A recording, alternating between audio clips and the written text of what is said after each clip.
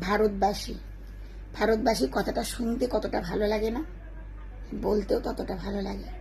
আমি ভারতবাসী বললে সত্যি মানে বুক ভরে যায়, মন ভরে যায় গর্বে যে আমি ভারতবাসী বলতে। তো আমরা সবসময় এটাই কামনা করি যে আমাদের সেই বীর সন্তানরা যারা অল টাইম আমাদের সুরক্ষার জন্য তারা দিন রাত এক করে নিজেরা ডিউটি করছে, তাদের সুস্থতা সবসময় কামনা করি, তারা যেন সুস্থ থাকে, সবসময় ভালো থাকে। আর বলে না পাপের ঘোড়া, পাপের ঘোড়া যখন পূর্ণ হয় না, সেটা কিন্তু ফাটতে এমন ফাটন ফাটবে না, ধারণা করতে পারবে না।